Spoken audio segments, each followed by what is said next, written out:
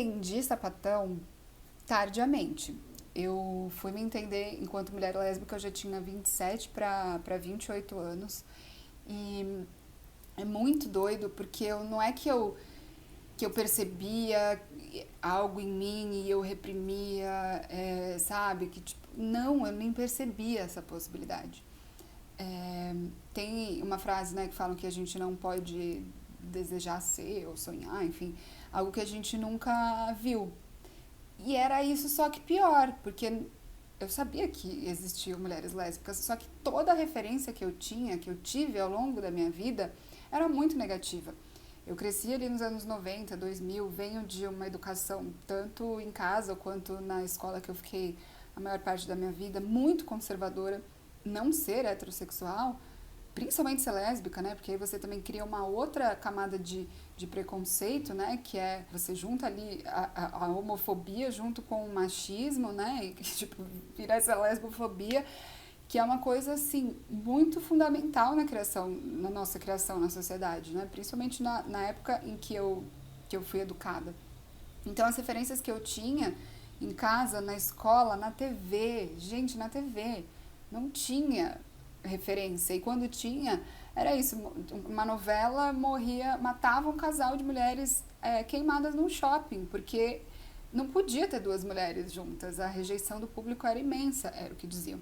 E aí, então, matava no shopping, assistia um filme. Quando tinha um filme, uma das meninas morria no final e passava o filme inteiro sofrendo, porque sabia que ia ser horrível a vida dela se ela fosse sapatão. Então, assim, toda essa gama de referências, de imaginários que foi colocada na minha frente, né, a famosa heterossexualidade compulsória, né, fez com que eu nem enxergasse isso como uma possibilidade na minha vida. E eu fui entender com 27, 28 anos. Eu tive muitos relacionamentos, né, heterossexuais, né, e um meio que em seguida do outro. Acho que foi um momento em que eu fiquei sozinha, me afastei de tudo. Eu juro, gente, eu entendi que eu gostava de mulheres numa viagem. Meio cafona isso, né? Mas é verdade. Uma viagem que eu fui fazer sozinha. Porque, porque eu acho que lá eu tava sem nenhum tipo de pressão, expectativa de agradar ou de decepcionar alguém, sabe? Então eu consegui olhar pra mim, pros meus desejos, pras minhas vontades, pra minha identidade também, sem nenhum tipo de interferência. Eu acho que esse distanciamento fez com que eu conseguisse entender sobre mim. E aí, lógico, depois eu fui ler, estudar, entendi o que era heterossexualidade compulsória, fiquei revoltada, porque eu falei, não acredito, gente, é óbvio, foi isso, porque assim, como pode eu nunca ter percebido isso antes, sabe? Aí eu percebi que existia um preconceito muito grande dentro de mim também, dentro de mim principalmente, né, por conta de tudo isso que a sociedade vai colocando dentro da gente. Então, como é que eu ia me permitir fazer algo que eu também considerava errado, entende? É bem complexo, né? A gente é muito reprimida até hoje, assim. Acho que por eu ter me entendido lésbica um pouco mais tarde, eu já tinha uma independência financeira, emocional, de família, enfim. Então não foi tanto uma questão de me assumir. Para os amigos são muito tranquilos, meus amigos acompanharam todo o processo, assim, sabe? De tipo, gente, eu acho que eu não sou hétero, hein? Gente, eu acho que eu tenho um crush naquela menina. Não, gente, pera. Gente, não, eu sou sapatão mesmo. É isso. Então, assim, os amigos foi muito tranquilo tudo. Família foi um pouco mais. Na verdade, eu só falei com a minha mãe e com duas primas, uma delas que inclusive é sapatão e que eu não sabia, porque na família falavam, ela mora com uma amiga. Gente, nunca foi amiga, tá?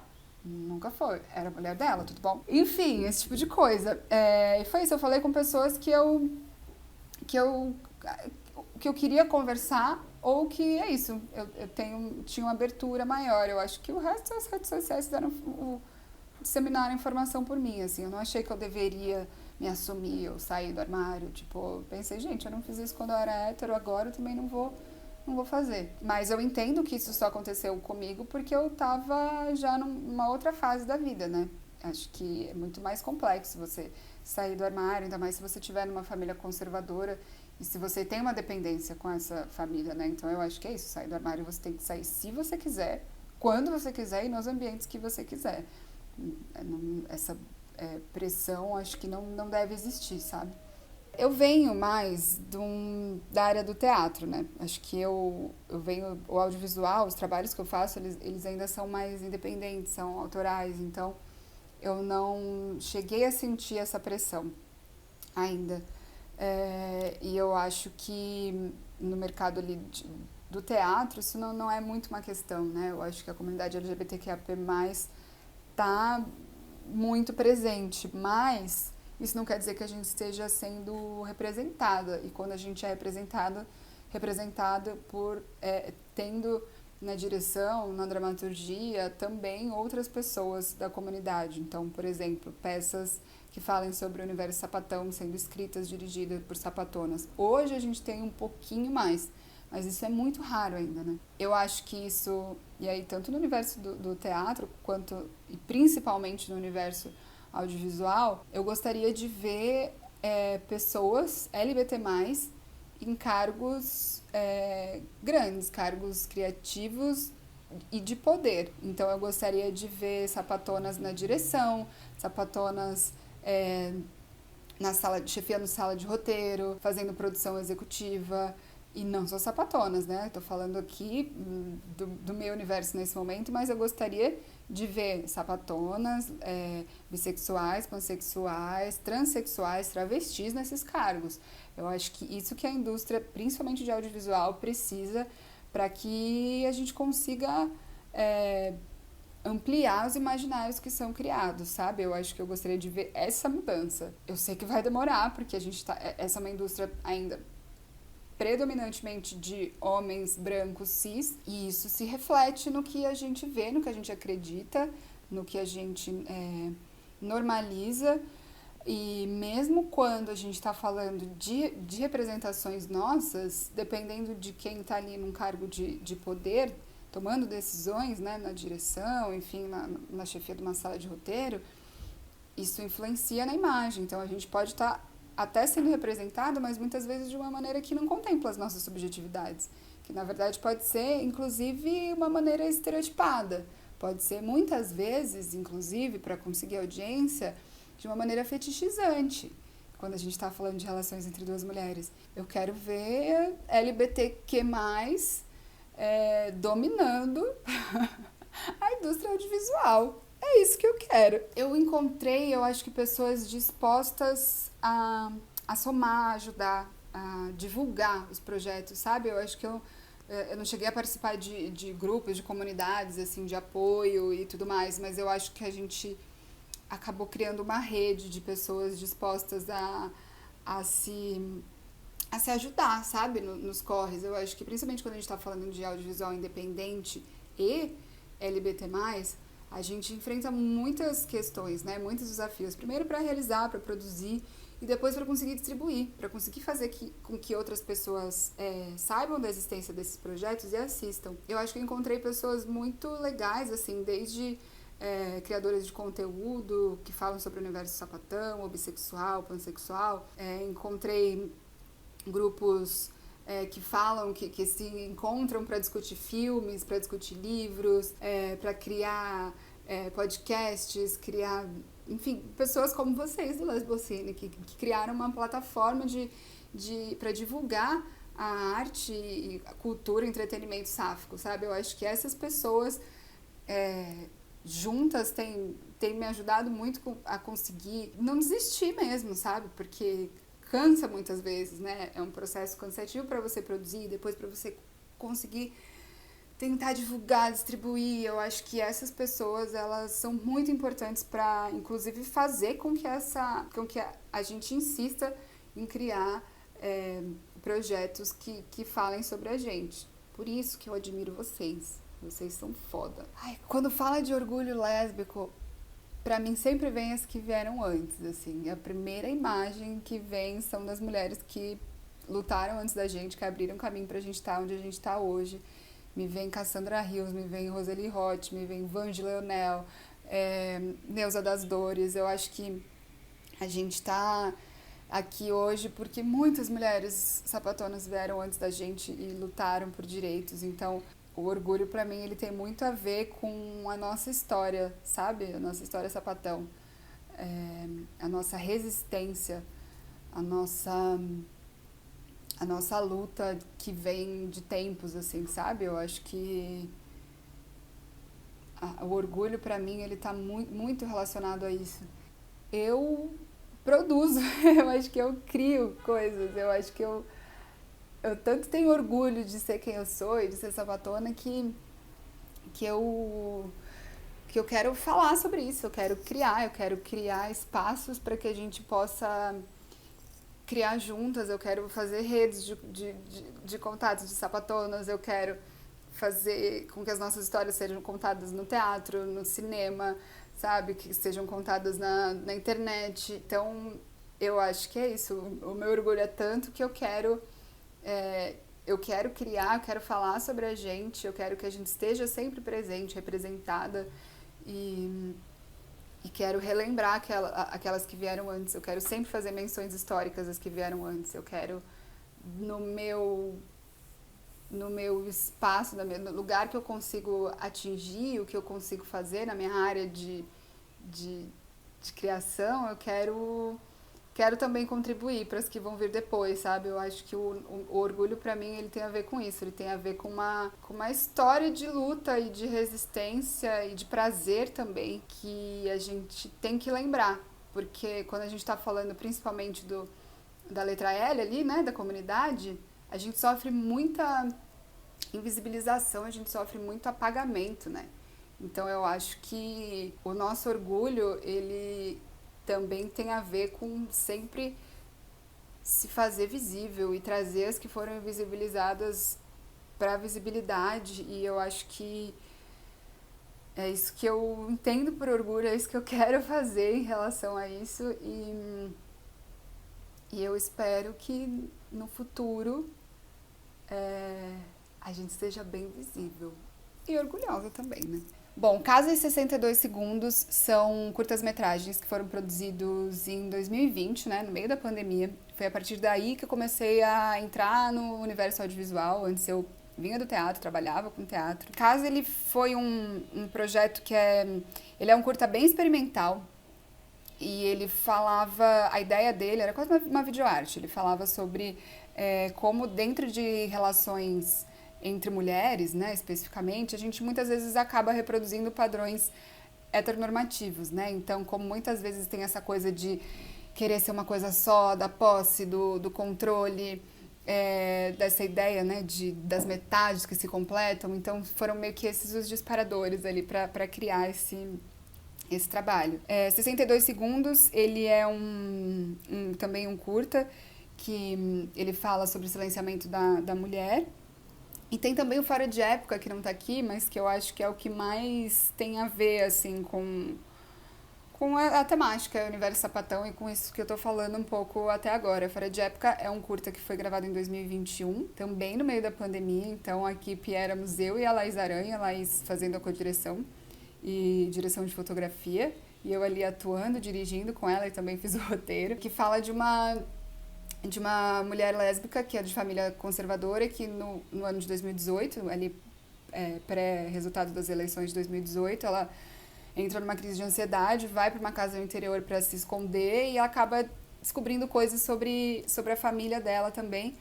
E é um curta que a gente tenta trazer também, já vem dessa minha vontade de tentar recuperar as histórias das que vieram antes. Então ele traz uma menção histórica a Cassandra Rios, que foi a escritora mais censurada no período da ditadura militar, uma escritora assumidamente lésbica, que teve 36 dos seus 50 livros censurados no período da ditadura militar, e a gente traz essa menção a ela.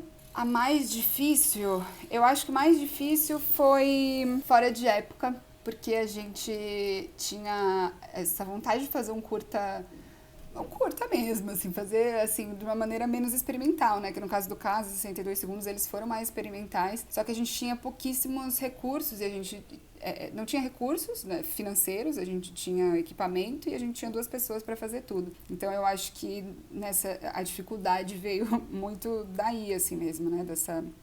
Da precarização que muitas vezes acontece aí no audiovisual independente. Eu acho que a mais leve, a mais trabalhosa, estão ali na mesma, que é Os Signos das Minhas Ex, que foi muito divertido de fazer. se vocês olharem os making-offs, a gente sempre tava rindo muito, assim, por mais que às vezes os dias tenham sido mais caóticos e muito tempo de gravação e tal. Um dia que a gente gravou 2 episódios no mesmo dia, que era na mesma locação. Mesmo assim, a gente se divertiu muito. Era uma equipe incrível, assim, formada só por mulheres e pessoas não binárias, a maioria das pessoas LGBT+. Então, pessoas que eu admiro muito e que são maravilhosas de se trabalhar. Então foi muito leve, foi muito divertido. O tema também, né, por ser uma websérie de comédia também, trazia situações muito divertidas pra gente, mas também foi bem trabalhosa, porque a gente teve a gente quis ser meio grandiosa ali. Quando eu falo a gente, tô falando de mim e da Laís Aranha, que co-dirigiu, né, também, e que também produz junto comigo. Faz a produção executiva do projeto. Então, acho que a gente teve ideias meio grandiosas, assim. Com o orçamento que a gente tinha, não dava pra gravar 7 episódios. Então, a gente fez uns milagres aí. Mas a diversão tava lá, isso com certeza. Eu acho que eu saiba, não. Por quê? Mais uma vez, né? Por eu ter me entendido sapatão tardiamente, eu não enfrentei isso no ambiente corporativo formal, né? Eu trabalhei muitos anos como jornalista, trabalhei em redação, trabalhei em empresas e tudo mais. E nesse período eu tava 100% dentro da norma, né? Eu tava bem normativa, bem heterossexual. Então eu não sei, não sei como seria se eu não tivesse. Agora, depois disso, eu acho que o que eu sinto é que existe uma dificuldade ainda de conseguir ser reconhecida e ter o seu trabalho e ter caminhos abertos para o seu trabalho quando você está falando sobre vivência sapatão. Eu acho que é isso, né? Nossas existências, elas são uma grande afronta ao patriarcado, né? Que é ali o que domina e estrutura tudo, todo esse sistema que a gente vive. Então, é mais difícil a gente conseguir um patrocínio para fazer a websérie, conseguir circular com uma peça, né? Por exemplo, eu tenho o Levante, que é uma peça que estava falando justamente sobre trazeias que vieram antes. Levante, acho que é meu trabalho principal dentro dessa temática. É uma peça que estreou no ano passado e ela fala sobre... tem 2 casais, né, de mulheres. 2 viviam no período da ditadura militar brasileira, nos anos 80, 2 nos dias de hoje. E ela mostra como as nossas lutas, nossas demandas, e as nossas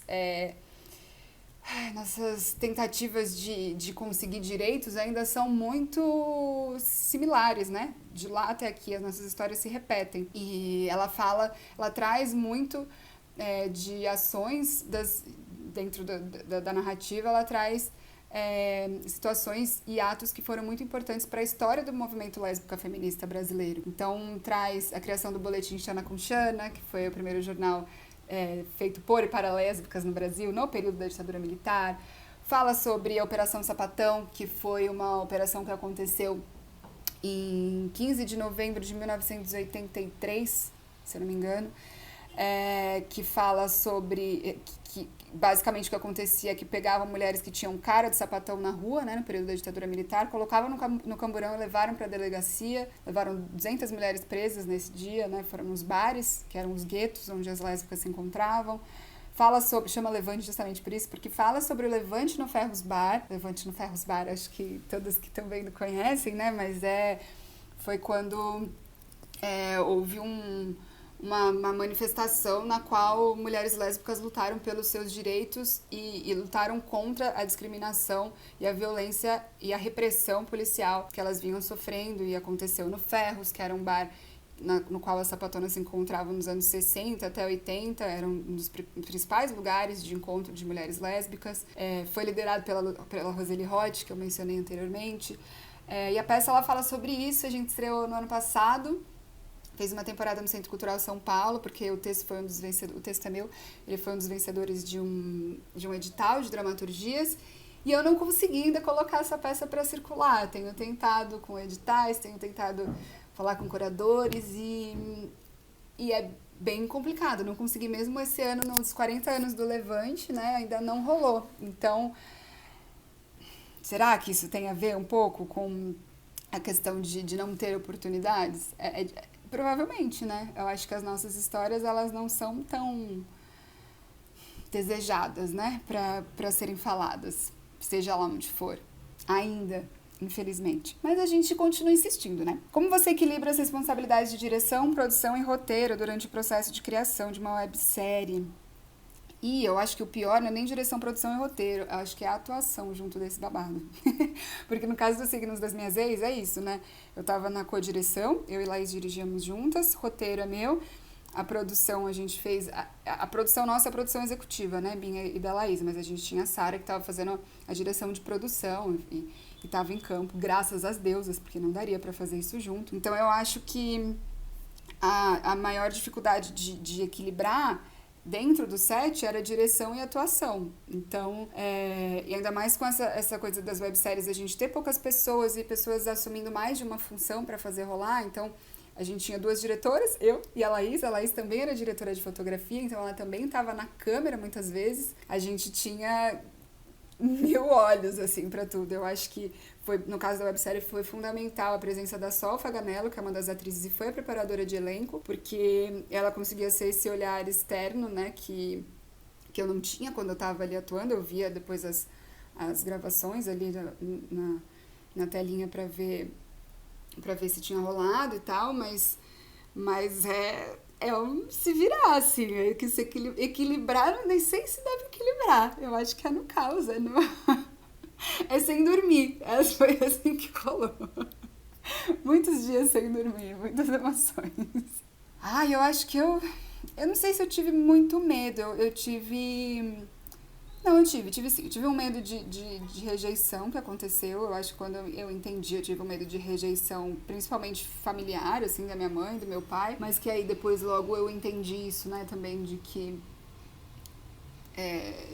eu teria que ser aceita e respeitada, principalmente, por ser quem eu sou. E é isso, né? Se a gente quiser estar junto, a gente tem que se respeitar no que a gente é de verdade.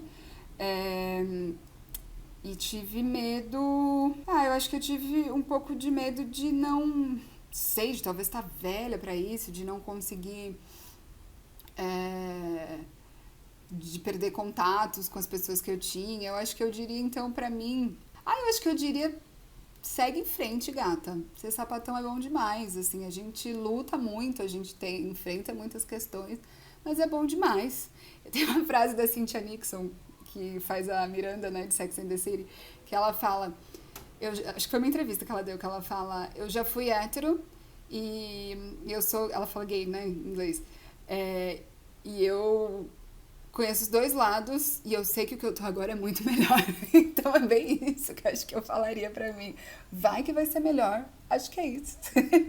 Tem um trecho da dramaturgia de Levante, né, que é essa peça que eu tava falando, que eu escrevi justamente pensando a partir desse meu entendimento e de ser sapatão. E é um trechinho que fala: eu tô acordada agora, eu durmo alerta e eu vivo acordada em estado de sonho.